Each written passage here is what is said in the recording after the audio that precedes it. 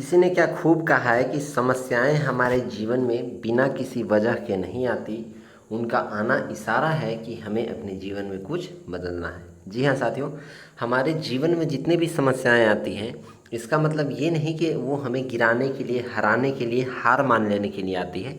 वो इसलिए भी आती है कि आपके अंदर बदलाव की ज़रूरत है। आप अपग्रेड कीजिए खुद को। पुराना वर्जन काम करने को तैयार नहीं है, अब अपना सिस्टम को अपडेट करना होगा, है ना।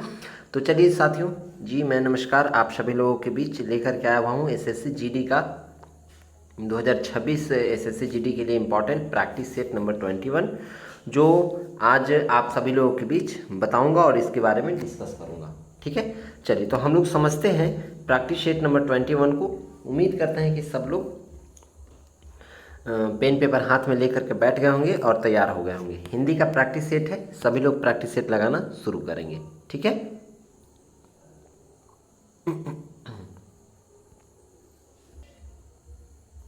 हाँ जी, तो चलिए देखना शुरू करते हैं अब हम लोग प्रैक्टिस सेट नंबर 21। ठीक है, जैसा कि हमने देखा है कि पहले क्वेश्चन क्या बोलता है, यहाँ पर ध्यान से देखेंगे। सब लोग पेन पेपर हाथ में लेके बैठे होंगे, तो बस 3 सेकेंड का समय रहता है आपके पास, है ना, और आपको आंसर करना होता है। 61 का आंसर करेंगे। कहता है कि इसमें सही वर्तनी वाला शब्द कौन सा है, ये चुन करके आप हमें बताइए कि इसमें से सही वर्तनी कौन सा है। ठीक है, भिखारी लिखा हुआ है, ये भिखारी सही लिखा हुआ है या ये या ये या A B C D 4 option दिए हुए, इसमें से आपको आंसर करना है। फटाफट आंसर करेंगे जल्दी जल्दी। हाँ, तो भिखारी कैसे लिखाता है, अगर आप ध्यान से देखें तो भिखारी ऐसे लिखाता है ना, इस तरह से। तो सही वर्तनी क्या हो जाएगा, ये हो जाएगा। ऑप्शन नंबर बी में है ये, इसलिए option number B is the right answer. Next 62 की ओर बढ़ते हैं। 62 नंबर क्वेश्चन क्या कहता है, इसको ध्यान से देखिए। इसमें भी कहता है कि आप सही वर्तनी वाले शब्द का चयन करें और बताएं कि इसमें से सही वर्तनी कौन सा है, सही शब्द कौन सा है। प्रदर्शनी सब जगह लिखा हुआ है, लेकिन कहीं कुछ गलत है। 3 में गलती है, एक सही है। तो जो एक सही है उसका आंसर आप बताएंगे।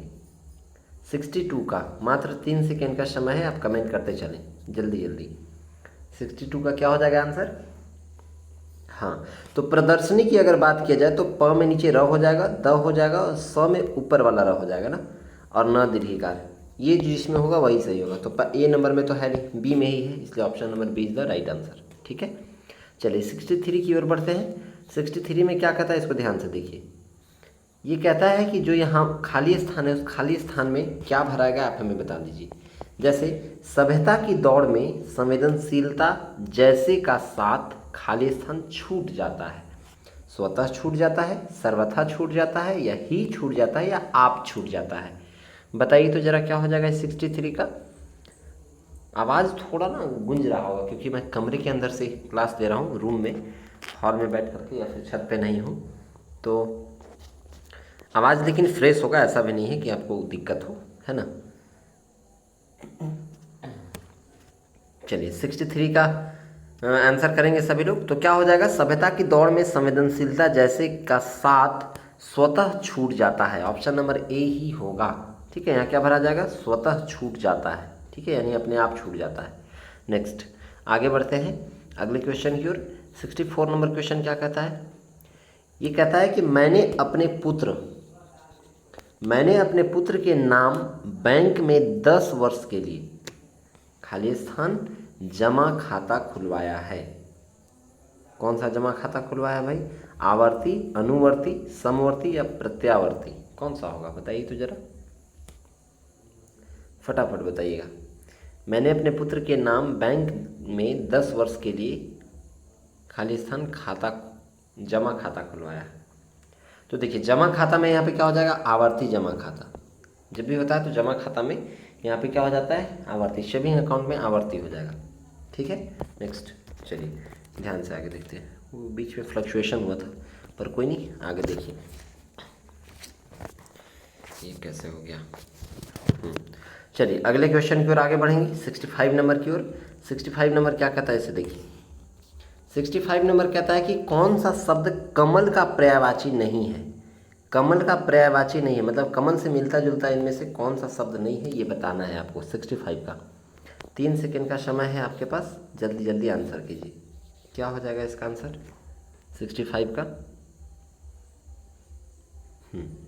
देखिए जलज जो है वो कमल का पर्यायवाची है, अंबुज भी कमल का पर्यायवाची है और पंकज भी कमल का ही पर्यायवाची है, लेकिन मनसीज जो है वो कमल का पर्यायवाची नहीं है। इसलिए option number C is the right answer. नहीं वाला ही पूछा था तो आप सी मारेंगे। अगले क्वेश्चन की ओर बढ़ते हैं। 66 नंबर क्या कहता है, देखिए 66 नंबर जो क्वेश्चन है ये कहता है कि इसमें से यातुधान का पर्यायवाची क्या है। यहाँ पर पर्यायवाची कौन सा होगा ये बताना है। उसमें बताना था कि पर्यायवाची कौन नहीं है। तो बताइए इनमें से कौन सा यातुधान का पर्यायवाची है, बताइए तो जरा फटाफट, जल्दी जल्दी आंसर करेंगे। हाँ, तो यातुधान का मतलब क्या होता है, भूत पिशाच वाला जो निशाचर होता है ना, वही होता है यातुधान। तो यातुधान का पर्यायवाची क्या हो जाएगा, निशाचर। Option number D. रात में विचरण करने वाले जीव को निशाचर कहते हैं। निशा का अर्थ होता है रात और चर का मतलब चलने वाला, है ना। तो रात में जो विचरण करते हैं उन्हें निशाचर कहा जाता है। चलिए आगे बताइए। तो ये क्वेश्चन नंबर 67 है। 67 का आंसर कीजिए सभी लोग, बताइए। कहता है कि इनमें से कौन सा शब्द बादल का पर्यायवाची है, बताइए। बादल का पर्यायवाची, बादल का पर्यायवाची। चलिए आपका समय होता है खत्म। बादल का पर्यायवाची नीरद होता है। नीरद का अर्थ क्या होता है, बादल, ठीक है। तो 67 का ए हो जाएगा।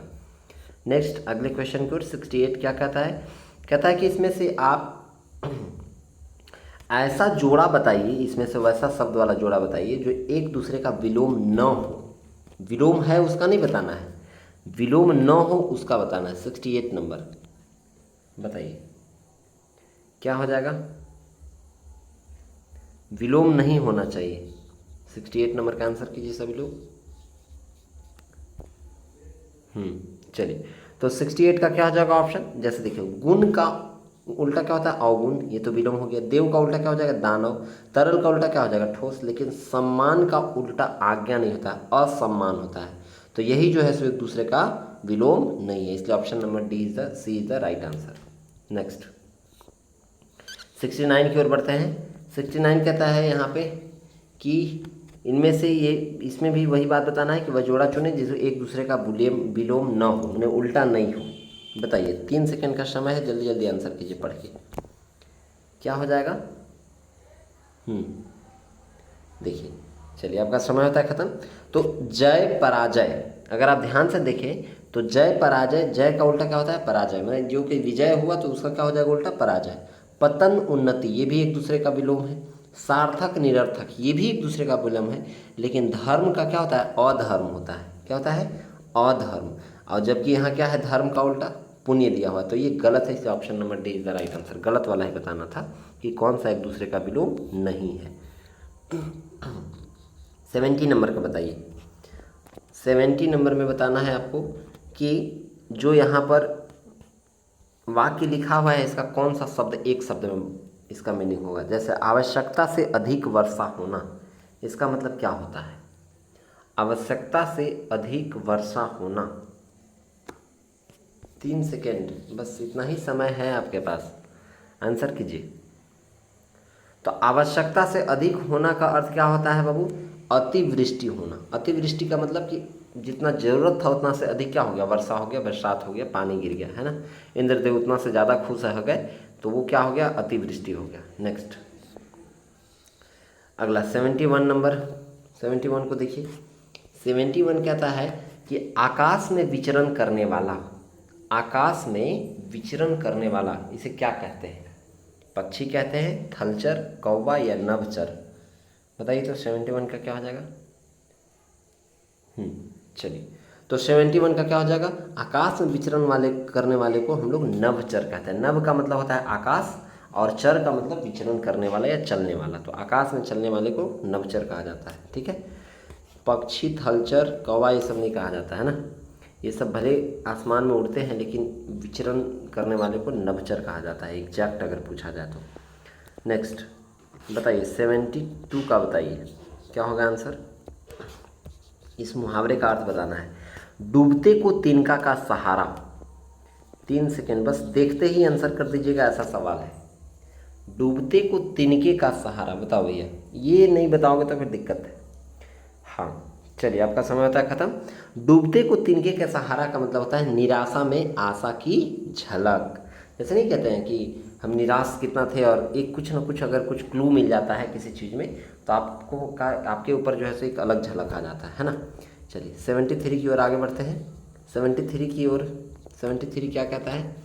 ये कहता है आंखें चार होना। 3 सेकेंड आपके पास समय है, इसमें आप आंसर कीजिए। आंखें चार होना, इसका मतलब क्या? 73 का आंसर कीजिए सभी लोग। चलिए, तो 73 का क्या हो जाएगा? आंखें चार होना।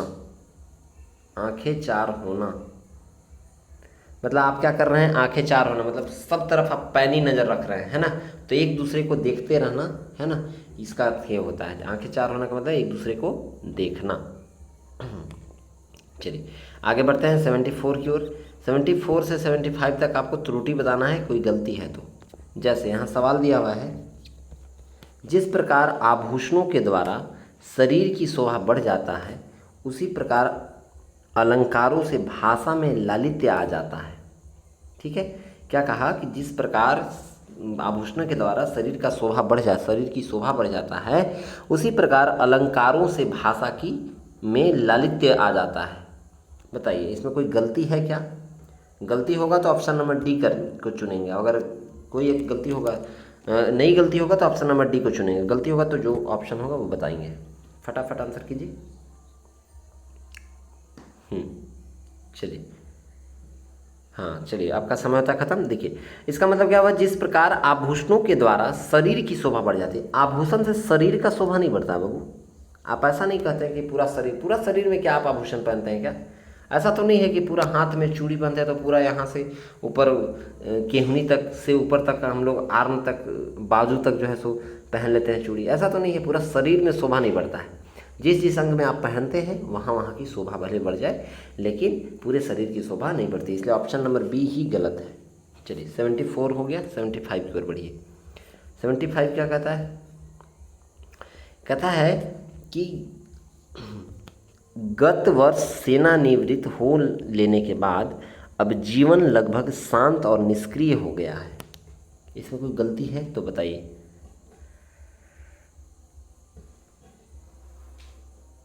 आपका समय 3 सेकंड का ही होता है, आप 3 सेकंड में जवाब दे देंगे।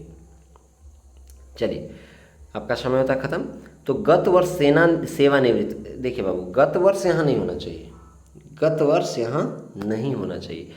आप ऐसा नहीं कह सकते गत वर्ष सेवानिवृत्त हो लेने के बाद, या सेवानिवृत्त वाला भी अगर आप देखें तो ये तो गत वर्ष तो यहाँ होना नहीं चाहिए। सेवानिवृत्त होने के बाद जब भी आप ये कह रहा है कि बीते हुए दिनों में, जितना भी दिन का आपका ड्यूटी रहता है उतना दिन आपके हो जाने के बाद जीवन में लगभग जो है सो शांत और निष्क्रिय हो गया है।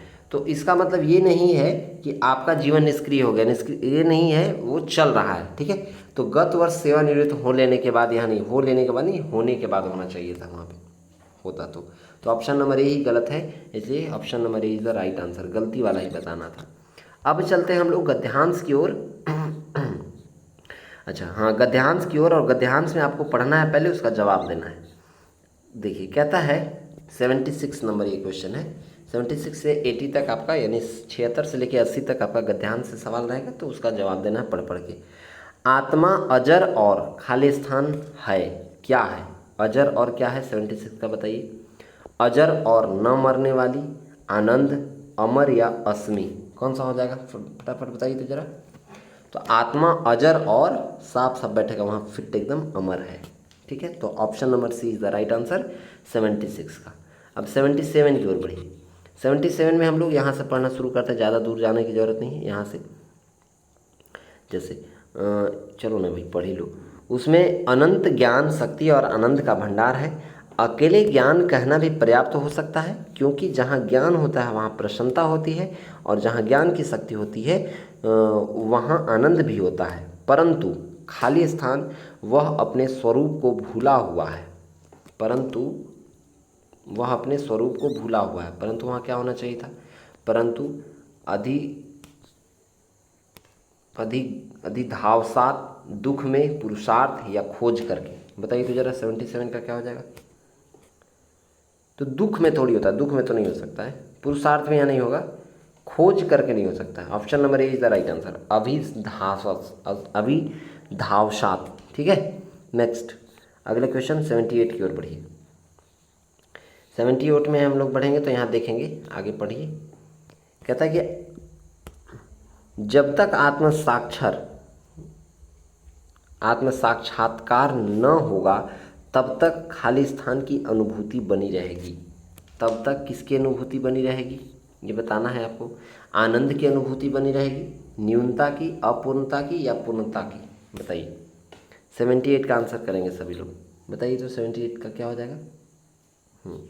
तो जब तक आत्म साक्षात्कार न होगा तब तक उसे किसकी अनुभूति होती रहेगी, अपूर्ण है वो। जैसे कहने का मतलब पढ़ा लिखा नहीं रहेगा तो अपने आप को क्या मान सकता है, अपूर्ण मान सकता है, पूरी तरह से नहीं है। तो अपूर्णता की, option number C is the right answer. अब चलिए 79 की ओर बढ़िए। 79 में क्या कहता है, जल्दी जल्दी पढ़ेंगे और आंसर करेंगे। कहता है कि इस खोज में सफलता, आनंद की प्राप्ति, अपने परम ज्ञानमय स्वरूप में स्थिति, यही मनुष्य का पुरुषार्थ, उसके जीवन का, उसको इस पुरुषार्थ साधन के योग्य बनाना ही शिक्षा, खाली स्थान शिक्षा और का उद्देश्य है। किसका उद्देश्य है भाई, तो शिक्षा चरम लक्ष्य और उद्देश्य है, और का उद्देश्य है, या पूरा लक्ष्य, या आनंद, या ज्ञान। तो जब लक्ष्य की बात किया जाए तो सबसे ऊपर चरम लक्ष्य ही हो सकता है, पूरा ज्ञान लक्ष्य नहीं, चरम लक्ष्य, है ना। तो यहाँ पे क्या हो जाएगा, option number A is right answer 79 का। यहाँ क्या भरा जाएगा, लक्ष्य भरा जाएगा। ठीक है, चरम लक्ष्य, चरम लक्ष्य। ठीक है, अब 79 हो गया। अब 80 नंबर क्वेश्चन की ओर आगे बढ़िए। 80 नंबर क्वेश्चन कहता है कि यहाँ क्या, शिक्षा चरम लक्ष्य और का उद्देश्य है वह राजनीतिक, आर्थिक और सामाजिक खाली स्थान सबसे अच्छी है। तो सामाजिक, अल्पज्ञता, व्यवस्था, बाधाएं या पुरुषार्थ। 80 नंबर का आंसर कीजिए। सामाजिक क्या हो सकता है, जल्दी जल्दी आंसर करेंगे, 3 सेकंड का समय है, ये लास्ट क्वेश्चन है। जल्दी जल्दी सभी लोग बताएं। चलिए, आपका समय होता है ख़त्म। तो क्या हो गया यहाँ पे, आर्थिक और सामाजिक व्यवस्था सबसे अच्छी है जिससे पुरुषार्थ सिद्धि में सहायता मिल सके, कम से कम बाधाएं तो न्यूनतम हो।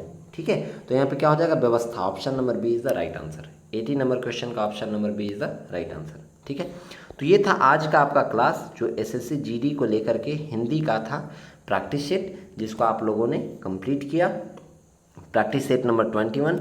तो आज हम लोग यहीं तक रखेंगे। अब जैसे मैं हर क्लास में लास्ट में आपसे फीडबैक लेता हूँ, ये आपका 40 मार्क्स में से, चूँकि 20 क्वेश्चन थे तो 20 क्वेश्चन, एक क्वेश्चन 2 नंबर का था, तो 20 क्वेश्चन मिल करके 40 नंबर का हो गया।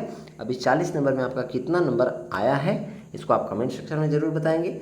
और क्लास अच्छा लगा हो तो क्लास को लाइक कर देंगे, अपने साथियों में शेयर कर देंगे, और चैनल पर नए हो तो सिर्फ क्या कर देना है, सब्सक्राइब कर देना है। बस एक बटन दबाना है, ज़्यादा नहीं, है ना। तो आज यहीं तक, और इसके बाद फिर 8 बजे वाला क्लास में जुड़ना ना भूलें, जो कि 8 बजे वाला इसी चैनल पर आपका रीजनिंग का प्रैक्टिस सेट चलता है ना। तो सभी लोग रीजनिंग का प्रैक्टिस सेट लगाना शुरू करेंगे 8 बजे से। आज इसको यहीं तक रखेंगे, फिर हम लोग अगली क्लास में मिलेंगे प्रैक्टिस सेट नंबर अगले को लेकर के। तब तक के लिए सभी को जय हिंद।